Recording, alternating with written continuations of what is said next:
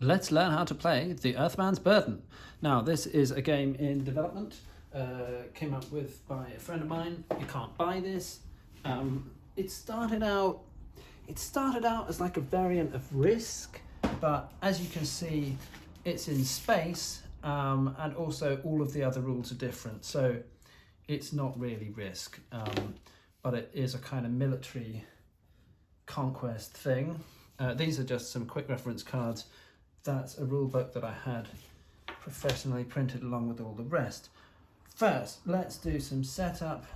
So there are 7 coloured kind of factions that you can play as. We've got China, Orange India, we've got the Vatican City here, famous Space Force there, Brazil, Europe, Purple Australasia, South Africa, although I'm thinking of reprinting that as Cornwall because I think that would be funny, although it does mean we'd lose the African representation. And this is the United Nations, which is a sort of neutral player. You can't play as the United Nations. The United Nations gets 12 fleets, kind of military units in low Earth orbit to start. So I'm going to put those there. And let's say we're playing with, I don't know, 3 players, and let's say we have, I don't know, China, Europe, and the Vatican City. As part of setup, they will normally put one kind of piece each here in 3 of the Earth's regions, and then the United Nations will take the rest. You can do slightly different things with your setup if you've played before. Kind of advanced players can do slightly more complicated things, but the usual setup is that you'll have each player will have a kind of one region on Earth, and those are considered to be civilian units. That's like a country or something, and then the United Nations will just take the rest.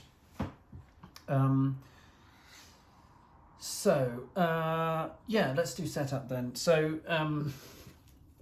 So each player will have 4 rounds of setup. In the first round of setup, you can and usually do claim a thing on Earth. You can alternately do any of the other things that you can do in the other 3 rounds of setup. In rounds 2, 3, and 4 of setup, the sort of default action, if you like, is that you get 3 military units and put them either in low Earth orbit or in any of the trajectories you can launch to from Earth, which are here, here, and here. So I should probably explain the board a bit. These are, you know, habitable worlds, moons and planets and such, and they have regions that you can occupy. And if you put a unit there, that's considered to be, you know, in one of these circles, that's considered to be a civilian unit. If you put a unit in kind of orbit around a planet, that's considered to be a military unit, and it's called a fleet in the rules. Now, these other spots here, no reason for doing that in a different colour. These other spots here, these are not physical locations, right? These are trajectories. So what that means is, when you move, if you're moving from let's say Mercury to I don't know, you want to go to Io, for example, which is over here. You launch these units from Mercury to there, right? Now, where they are physically in space, they're on their way from Mercury to Io, and because they've only just launched, you know, it means that on the next turn you could change direction and decide you're actually going to Saturn, right? But once you kind of go, you know, there, you're kind of locked in towards the inner planets, right? On the next turn, you can choose which of these 4 directions you go in, but you're kind of locked in, right? And you can't, you know, you launch from here to here, and then you have to go along the arrows, right? You can't go kind of backwards, right? Anyway, so in this setup, you can put your, in one of your 4 rounds of setup, you can put your 3 units either on the Earth or anywhere that you could launch to from Earth, which would be here, here, or here, right? So basically each of the players does that. And you'll go in reverse order of when you're actually going to be playing for real. So let's say that the order in the main game is going to be Europe, China, Vatican City, just because I've put them in that order. In that case, the setup would go in the reverse order. So let's say Vatican City goes first, and let's say Vatican City decides to put his 3 military units here, and then it would be China, and let's say China thinks, okay, I don't know, let's say China also goes there, and at this point, Europe thinks to themselves, well, there's a lot of people going for these, outer Jupiter and Saturn, a lot of competition for that. I'm going to go here, right? And then it's Vatican City's turn again. They put down another 3 units here. That's 6 there. China again decides maybe China at this point decides, oh, let's not let Europe take all of the inner system by themselves. We'll take some of that, and they go there. Vatican City goes again, decides to commit to the outer stuff. Oh, I've missed out Europe. Anyway, but the point is, once you've done your setup, each of you has put 1 thing on Earth, and you've put 9 things in one of the trajectories that you can launch to from Earth, and that's going to look something like this. Right, so you've each had 4 rounds of setup.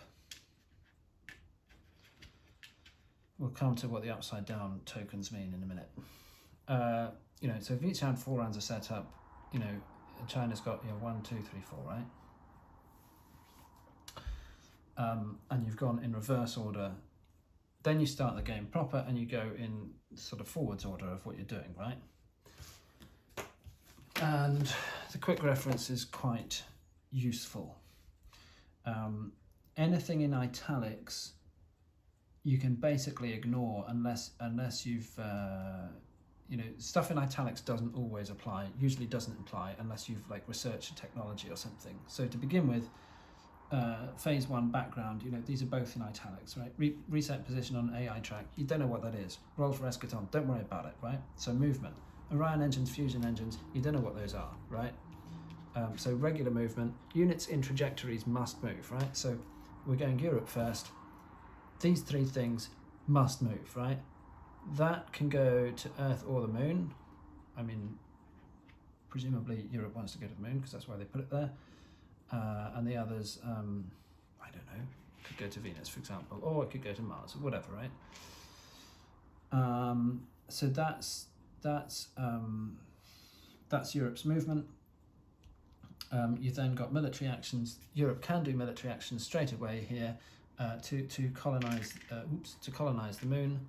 And basically, what that looks like is you're going to roll some dice. The number of dice of the number of units taking the action. That's 3, right? And some numbers on here are going to constitute successes. Like there's 2 high numbers ish, and actually for the Moon, I think that's only going to be 1 success. But whatever it is, right?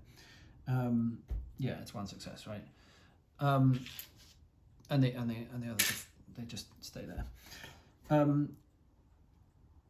That's exploration. I think the fact that I've written these as A, B means you have to do them in this order. Yeah, it does. Yeah, because I've got a bulleted list there. You can do those in any order. So that's all of those units have acted. This lot has moved. They can't do anything because they're not in a physical location where they can interact with things.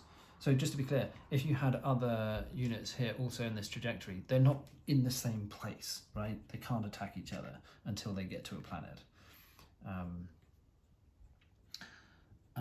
So you've got your military actions, attacking, exploration, which we've just done. You've got this resolve risk thing that happens in between military actions and civilian actions. Don't worry about it for now. Civilian actions, you've got a bunch of things that units on the ground can do. So a unit on the ground is like a country, right? They could build more fleets, they can make more tanks and spaceships and stuff, they can do scientific research, they can try and do propaganda and take over neighbouring regions and stuff like that, right? So I think we probably have to explain. Okay, so let's demonstrate how building tanks works.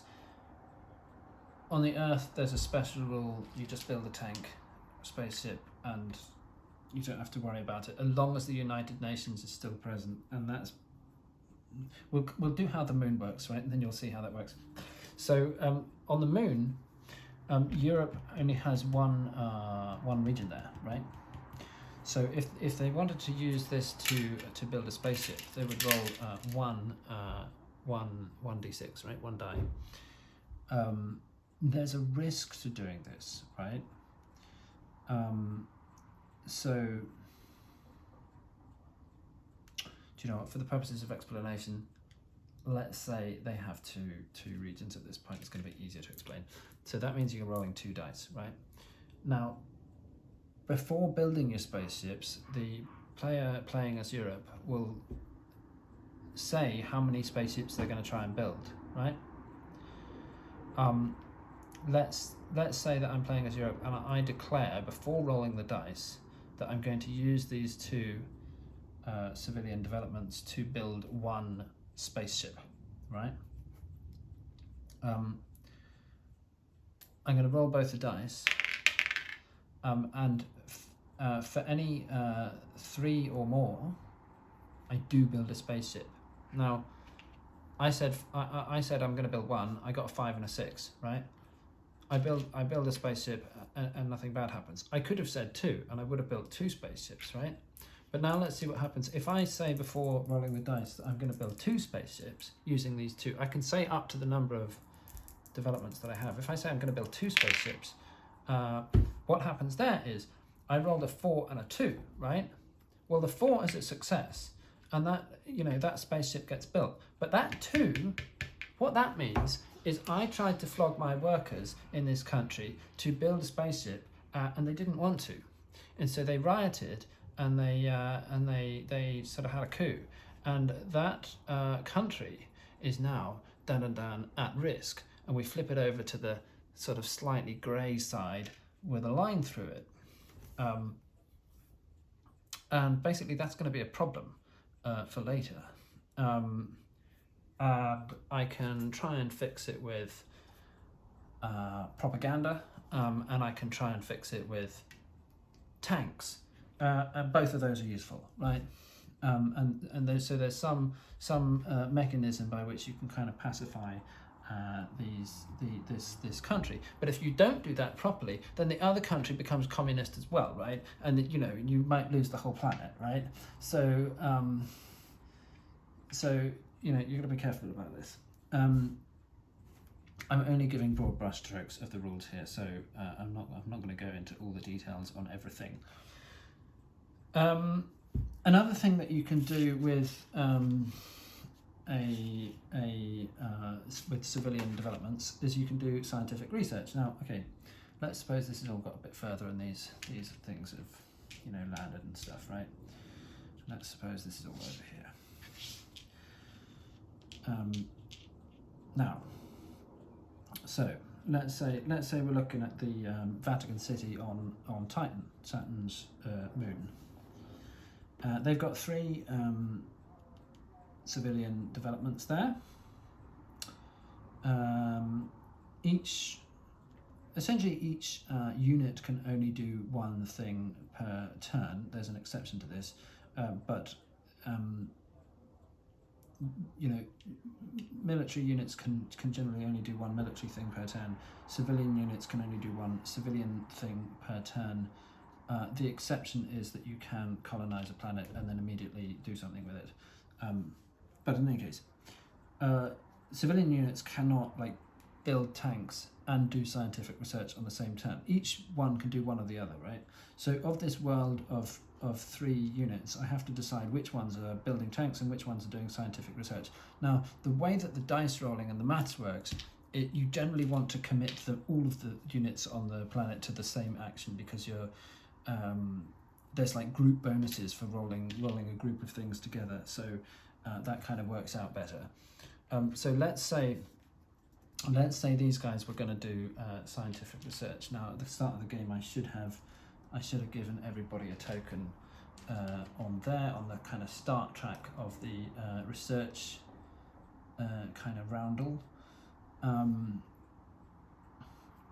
And let's say these three guys are going to do scientific research, right? You'll roll as many dice as there are units, which is 3, and that was awful. So what we need is 5s or more to progress around the thing. Let's try that again, and let's try this time with Europe on Venus, and this time it'll be 6 dice, right?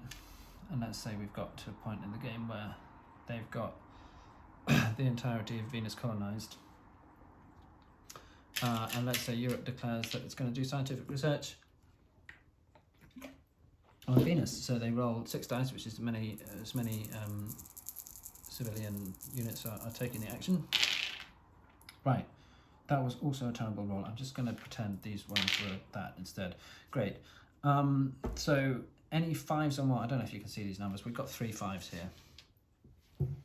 Any 5 or more means you're going to move one kind of space around the circuit, right?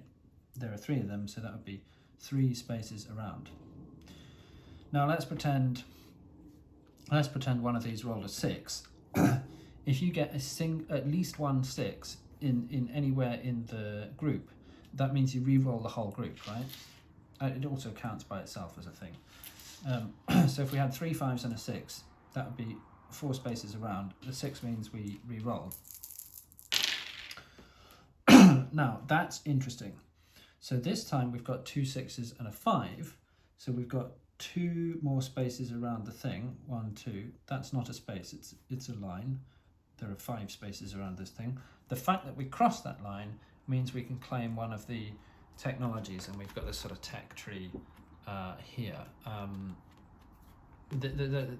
You might be playing the version of this game that's on Tabletop Simulator has slightly different tech tree board, but essentially you've got some technologies, and the version that I have with me physically here, not the version on Tabletop Simulator, says that if I get a 6 on my reroll, excuse me, I'm just having some tea because my voice is getting a bit dry. If I get a 6 on my reroll, I'm going to get one of these cards. Now these are kind of a recent addition that I've added these to the game, so I don't know if I want to talk about those too much. If we do play with these, I can explain them at the time. They basically give you more spaces on the tech tree for stuff that only you can research. You still have to research it, but they give you kind of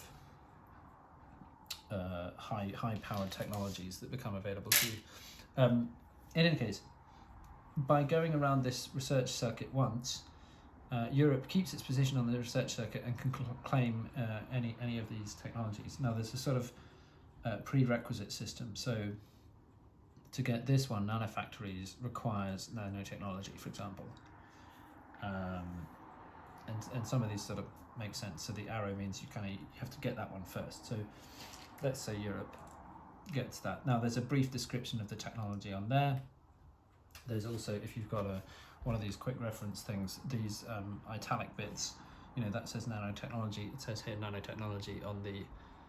It tells you where that comes in the turn order. You then have to look in the full rules to find out what that does, right? But it gives you a rough idea on the tech board. I think that's sort of it. So the basic idea, right? While the United Nations still exists and you have a thing on Earth, you're going to be pumping out 1 spaceship a turn from Earth, and you're going to be launching it to wherever you are on the board. So you're going to send all your spaceships to some place. You colonize that place and build more civilian developments.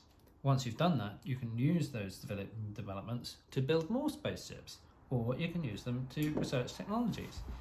and you build the biggest army and destroy everyone else using combination of your heavily armed spaceships and your technologies.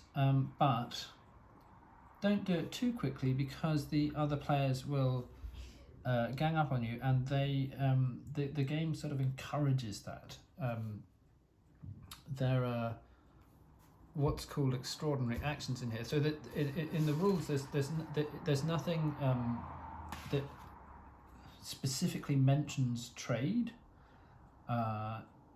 There's no kind of enforceable trade mechanic like there is in Catan, for example. But the rules do say you can destroy your own units. You can, with the permission of the receiving player, give your units to another player. You can destroy your own technology. You can. I haven't explained what the AI track and Eschaton track are, but if you're progressing along those tracks, you can move yourself backwards.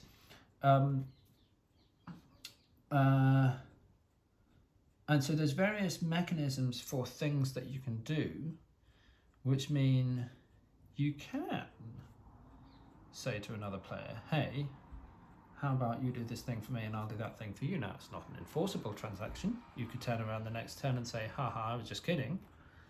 But there's definitely lots of potential for shenanigans, and that's kind of what the game is about, right? All of this stuff, all of this mechanical stuff is really just like the base of the pizza, right?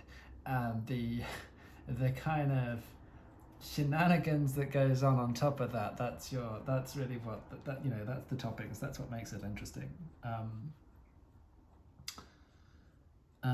Yeah, but I think that's basically it.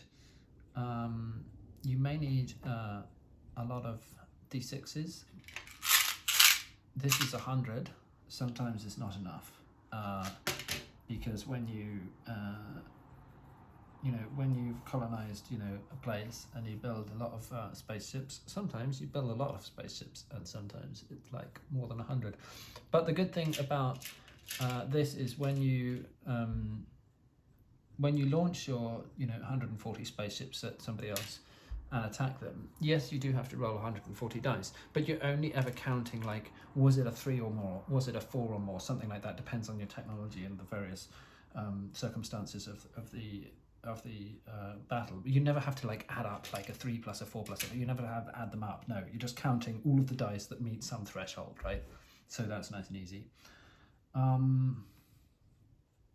don't think there's much more to say, really. Oh, I suppose I should go through the victory conditions. So the basic victory condition is it's kind of like go. When all players, with units remaining on the board, agree that you've won, then you've won. But why would they do that? Like if it looks like you're about to wipe everybody else, they might do that. It's not the only victory condition, right? So there's a victory condition which says that. Oh, so the United Nations, right? They have 12 units here to begin with, and if there's any aggression they respond to certain types of aggression. If you openly attack someone else on Earth, the United Nations will attack you. And when you've only got 3, fleets, that would be bad for you. Once you come at the Earth with 50 fleets, you shoot the UN, and then the UN is dead, right? And that's that. So it's an early game thing. But if you wipe out the United Nations and claim all 7 of the regions on Earth, and hold it for kind of 3.5 turns, the end of that turn, and then you have it at the start of 3 more turns, then the game considers that you've won, unless you optionally house rule that you're not playing that rule. There's some other stuff. So there's a technology which is not printed on this tech tree, because in this physical version of the game I've got it in this deck somewhere. In fact, there it is. There's a technology there which requires 4 of these as prerequisites. It requires these 4, in fact, And if you research that, it doesn't cause you to win immediately, but it will make you win just by the normal rules. What I was thinking of was there's another pair of technologies on here. Now this is AI, so you can research artificial intelligence, and if you do, if you get these two, if you research both of those, if you research one of them, it does nothing. If you research both of these, then you start each round with two rerolls, and you can make yourself reroll two of your dice, or you can make any of your other players re-roll their dice to help them or to hinder them. Up to you.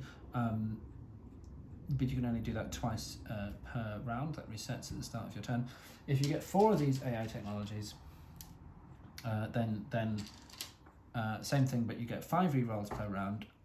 If you get 6 of these AI technologies, including these two, then what that means is that you can start to research, you can start to kind of make your way towards the AI singularity. And that means when,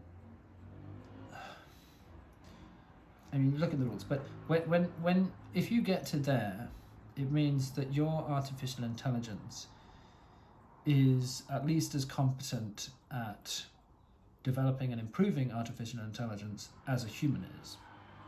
And it also means you've set it to that task. If that happens, it no longer matters how many fleets anybody has. The game ends, and all of the other players have lost. The AI has won. That is a victory condition. That's a game-ending condition. I think that's that. Yeah.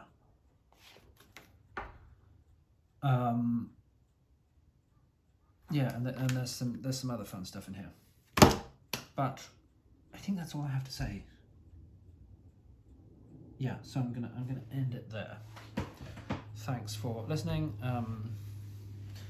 If you'd like to see more like this, like and subscribe. I'm joking. I don't have a channel, but that's the Earthman's button. It does tend to take about 7 hours to play, which the guy who developed it considers to be a bug. I don't know, I quite enjoy it anyway. I just tend to play in more than one session. I'll play up to a point and then photograph it and then carry on later.